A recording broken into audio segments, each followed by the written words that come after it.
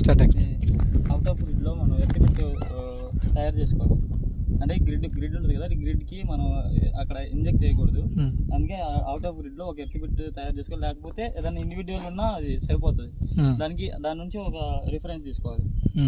మనకి loop form అవ్వాలి. ఇది నుంచి ఒక రిఫరెన్స్ అక్కడ L1 ప్రోబ్ ఉంటుంది, L2 ప్రోబ్ ఉంటుంది. L2 మనం ఎక్కడైతే చెక్ చేస్తున్నామో టెస్ట్ చేస్తున్నామో అక్కడ కనెక్ట్ చేయాలి. అది టెస్ట్ పాయింట్. ఇది మొత్తం లూప్ అవుతుంది. లూప్ అయ్యి మనకి అక్కడ కరెంట్ చూపిస్తుంది. అది కరెంట్ అనేది సాయిల్ బేస్డ్ ఆన్ సాయిల్ ఉంటుంది. ఎగ్జాంపుల్ అలువాయిల్ సాయిల్ అయితే మనకి ఎమ్మటనే ఎర్తిబిట్ వాల్యూ వచ్చేస్తుంది, 8 amperes 10 amperes. ఇక్కడ మనకి ఈ రాకీ ఏరియా కాబట్టి 6 ampere వరకు వచ్చింది. మ్యాక్సిమం 6 ampere వచ్చింది. మనం 5 ఇంజెక్ట్ చేసుకున్నాం ఫాల్ట్ కరెంట్.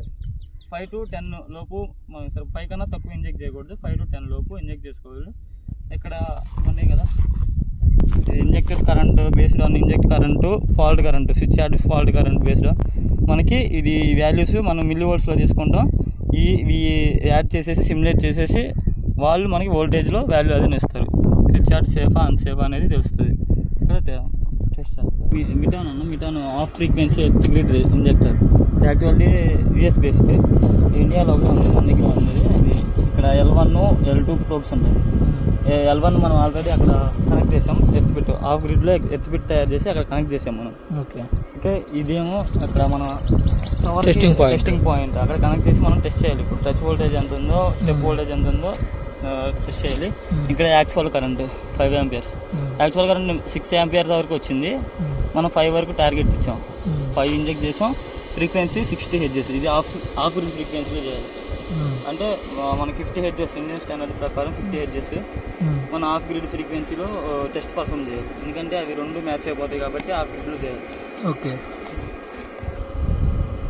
ఇప్పుడు యాక్చువల్ 6 వచ్చింది. మనం 5 వరకు టార్గెట్ చేసాం. మనం 5 నుంచి 10 వరకు మనం ఇంజెక్ట్ చేసుకోవచ్చు. 5 కన్నా తక్కువ ఇంజెక్ట్ చేయకూడదు. 5 కన్నా తక్కువ లూపే ఫెయిల్ అయిపోతుంది. ఇప్పుడు లూప్ ఉంది. లూప్ రెసిస్టెన్స్ 5.7 ohms వరకు వస్తుంది. ఒకవేళ లూప్ పర్ఫామ్ అవ్వకపోతే అవి 3 కన్నా తక్కువ వస్తే లూప్ పర్ఫామ్ అవ్వదు. ఇది టవర్ ఆల్రెడీ గ్రిడ్ కనెక్ట్ అయి ఉంటుంది, ఎత్తిపెట్టి కనెక్ట్ అయి ఉంటుంది.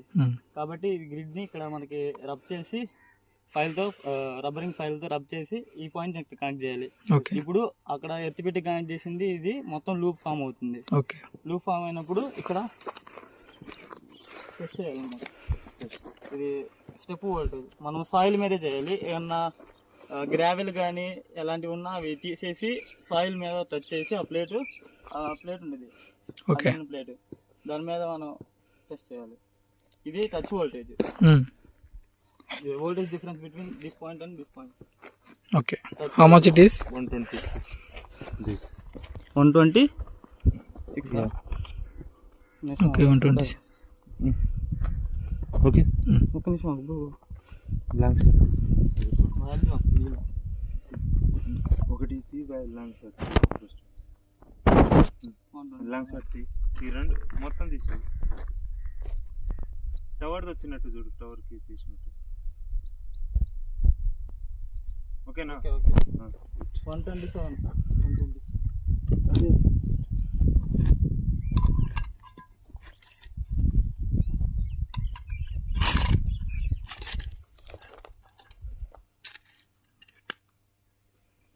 కొంచెం దూరం పెట్టు.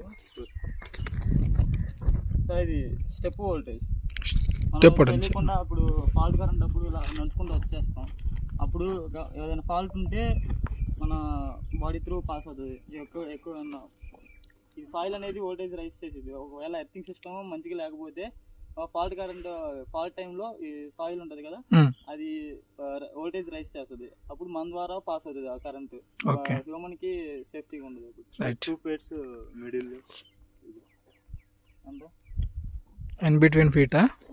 So the voltage difference between these 2 points. Okay. Now, this is step voltage. How much it is? 1.0.7. 0.7. Okay. It is variable, na? Yeah. Variable అవుతుంది సార్, ఎందుకంటే అది మన బాడీ వెయిట్ డిపెండ్ అయి ఉంటుంది. Depend upon weight, body weight. Inject చేసే